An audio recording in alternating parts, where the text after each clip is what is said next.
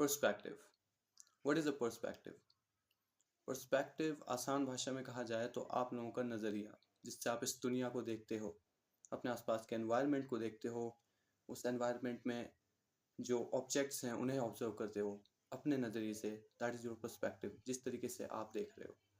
अब ड्राइंग के अंदर पर्सपेक्टिव क्या होता है? लेट्स सी, ये एक ऑब्जेक्ट है, आपको इसे ड्रॉ करना है, एंड मान लो इसके आसपास ना चार लोग चार डायरेक्शन से बैठे हैं। एक आगे बैठा है, एक इसके पीछे बैठा है, एक इस तरफ बैठा है, और एक यहाँ पे बैठा है लेफ्ट साइड में। सो जो बंदा इसके सामने यानी कि यहाँ पर बैठा होगा, उस बंदे के लिए बिल्कुल इस तरीके से दिखेगा। अब जो बंदा इसके राइट साइड में बैठा है, उसके लिए ये पर्सपेक्टिव इस तरीके से हो जाएगा। उसके नज़रिया अलग है किससे? जो यहाँ पर बैठा है। इस चीज़ को कहते हैं ड्राइंग के अंदर पर्सपेक्टिव। अलग अलग एंगल्स या फिर अलग अलग नज़रिए से अपने सामने एनवायरनमेंट एंड ऑब्जेक्ट्स को पेपर पर उतारना। या ये तो हो गया कि पर्सपेक्टिव क्या होता है। अब मैं आपको बताऊंगा कि आप किस तरीके से अपने पर्सपेक्टिव स्किल को, यानी कि चीज़ों को जो आप अलग अलग नज़रियों से देखोगे तो उसे ड्रॉ कैसे करोगे, या फिर इस स्किल को आप किस तरीके से इम्प्रूव कर सकते हो, अपने पर्सपेक्टिव स्किल को और ज़्यादा मजबूत बना सकते हो। तो इसके लिए एक बहुत ही ज़्यादा सिंपल एक्सरसाइज मेरे पास है। आप कोई सा भी ऑब्जेक्ट ड्रॉ कर लो, जो भी आपके पास होगा, पेपर वगैरह, जो भी आप जो भी ऑब्जेक्ट ड्रॉ करोगे उसका 3D शेप ड्रॉ कर लो। लेट्स से मैंने यहाँ पे क्यूब ड्रॉ कर दिया है। ओके, अब ये क्यूब है, राइट। 3D का मतलब होता है एक ऐसी चीज जो कि वॉल्यूम और स्पेस घेरे, जिसका एक वजन हो। अब यहाँ पे ध्यान से देखो कि अगर मैं इसे 3D नहीं बनाऊंगा, लेट्स से मैं इसे 3 डायमेंशनल नहीं बनाऊंगा, क्यूब नहीं बनाऊंगा, सिर्फ इस क्यूब को 2 डायमेंशनल ही रखूंगा, तो ये एक स्क्वायर ही होगा।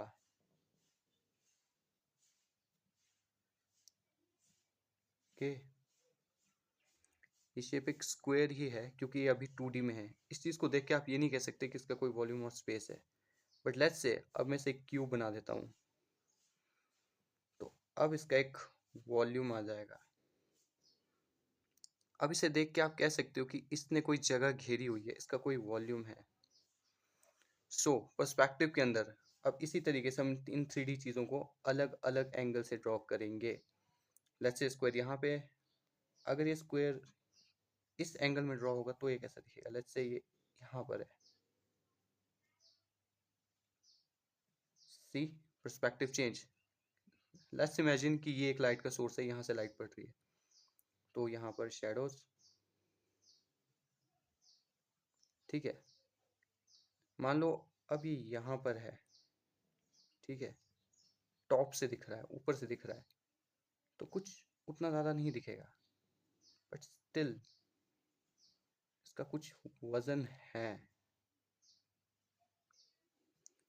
सी, अब लेट्स से कि आप इसे एक साइड से थोड़ा अलग ही एंगल से देख रहे हो, जिसमें स्क्वायर कुछ इस तरीके से बना हुआ है। ओके, एंड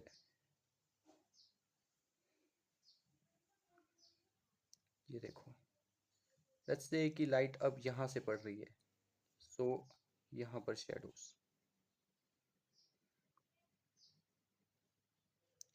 सेम इसी मेथड का यूज़ करके आप एक ही मतलब किसी भी 3D शेप को ले सकते हैं। मैंने तो यहाँ स्क्वायर और क्यूब का यूज़ किया है, आप चाहें तो क्यूब से भी प्रैक्टिस कर सकते हैं। बट मैं सजेस्ट करूंगा कि आप सभी शेप्स के साथ इस चीज़ को प्रैक्टिस करो। कोई भी शेप बनाओ एंड देन उसे अलग अलग एंगल से इमेजिन करके ड्रॉ करने का कोशिश करो। जब आप उसे अलग अलग एंगल से ड्रॉ करने की कोशिश करोगे तो ये चीज़ आपकी पर्सपेक्टिव थिंकिंग को बढ़ाएगी, आपके दिमाग में ये चीज़ डालेगी कि पर्सपेक्टिव को अंडरस्टैंड कैसे करना होता है। जस्ट इस सिंपल सी एक्सरसाइजेस के थ्रू आप अपना पर्सपेक्टिव स्किल ड्राइंग के अंदर बहुत ही ज़्यादा इम्प्रूव कर सकते हो।